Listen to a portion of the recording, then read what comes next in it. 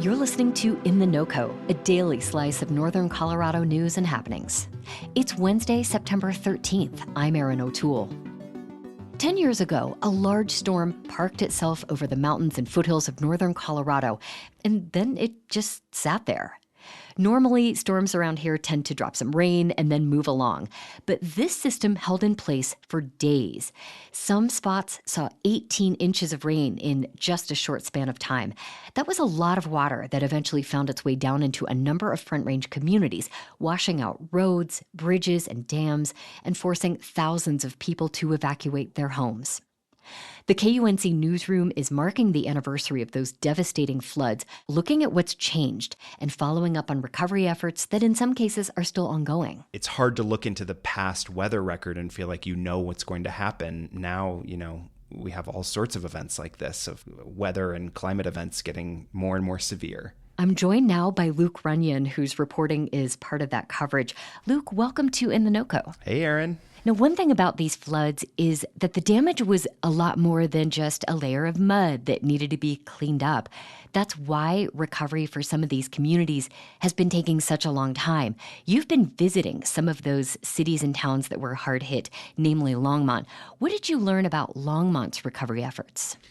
Longmont, you can kind of divide into two distinct phases. So initially they had their recovery phase, and this is what a lot of communities along the Front Range faced, where, roads were scoured out by these floodwaters, completely destroyed in some cases. You had bridges that were overtopped. You had lots of irrigation infrastructure that was upended by these floodwaters. And so that, took a few years after the initial flood to kind of reconnect utility lines and roadways. And then communities like Longmont kind of moved into this more resiliency phase. How do we go about ensuring that if we were to have another flood like this, how do we make sure that we're prepared? And how do we make sure that we can withstand that next natural disaster? Let's talk about the title of this series. It's really intriguing when we talk about the flood changing the Front Range. We're not just talking about a road being washed out and rebuilt, maybe in a slightly different spot. Exactly. How has the flood changed the Front Range? What does that look like today? Well, if you're talking about the way that communities look and feel, there's definitely places where communities look and feel a lot different after the flood than they did before. That's definitely the case in a place like Longmont, which spent tons of money in that resiliency phase going through and making changes to St. Vrain Creek and some of the other creeks that flow through Longmont. And that looks like deepening and widening those river channels to make sure that they can hold a lot more water. So I would say there was a huge investment in kind of creating more flood infrastructure in some of these communities. Same with investments in floodplain mapping.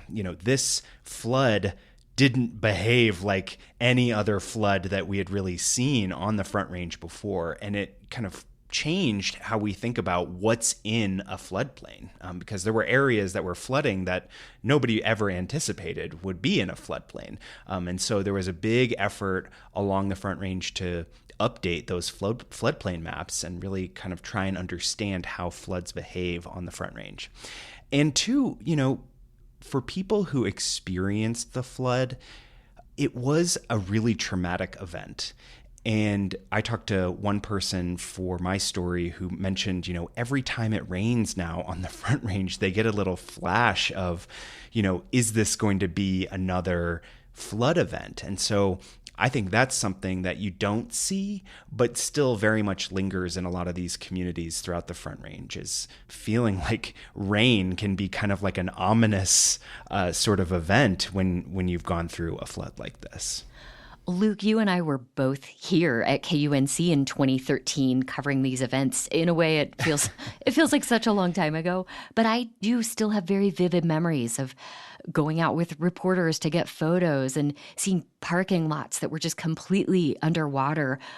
I remember seeing 34 to Estes Park, just like broken and washed out in places. I also remember getting eaten alive by mosquitoes all the time because everything was just so wet. What do you remember most? Yeah, I had just started at KUNC when the floods happened in September 2013. And for me, it was this huge event in that I didn't have a ton of experience covering large breaking news or huge natural disasters.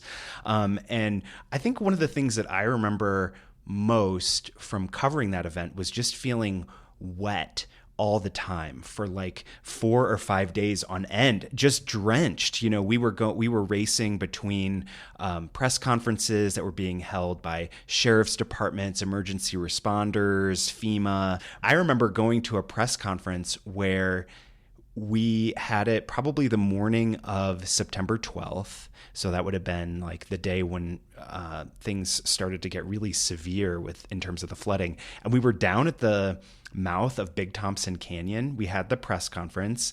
And as we were leaving, they were closing the road behind us because it was starting to, the Big Thompson River was starting to overtop the road. And that area where we were standing ended up getting flooded. So, it felt like a very dynamic event, and one that I'm definitely going to remember for the rest of my life. Yeah, absolutely. Me too. You said earlier the flood changed life for a lot of people on the Front Range. I know you went on to cover water, and in fact, you created the Colorado River Reporting Project. You produced the excellent Thirst Gap podcast. I have to wonder if the floods and covering those events maybe set you on that path in some way. I don't know if it set me on it in like a conscious way for me, but this was a really stark example for me of how rivers can really make their presence known. And if we're not paying attention to what is happening along a river or a stream, something like this can really catch us off guard. And so, maybe in some way this led me on my path to end up covering water. But yeah, I mean, it's such a stark example of the power that water can have and the kind of reverence that we have to give for some of these waterways so that they don't, so that we don't get in their way. Exactly. Luke, before I let you go, we should let listeners know you're about to embark on another path. What can you share about what you're doing? Yes, I am leaving KUNC after 10 years as a reporter and editor at the station. And I'm going to be headed to the University of Colorado to help run their water desk at their Center for Environmental Journalism. It's a great opportunity for me to kind of grow and learn as a journalist, and I'm really excited, even though it's always sad to leave a place that you've called home for 10 years. Yeah. Luke Runyon, thank you so much for all your work at KUNC over the years. We'll miss you. Yeah, thanks, Erin. And you can check out that series 10 years later, The Flood That Changed the Front Range, at our website, kunc.org. And we'd like to know, how is the threat of natural disasters in Colorado changing the way you live? Send us an email at noco@kunc.org. That's NOCO@kunc.org. We may use your thoughts in an upcoming episode. And that's it for us today here on In the NOCO. We'll be back tomorrow with more of what's happening in northern Colorado. Our producer is Jocelyn Mesa Miranda. Robin Vincent is our executive producer. I'm your host, Erin O'Toole. See you next time.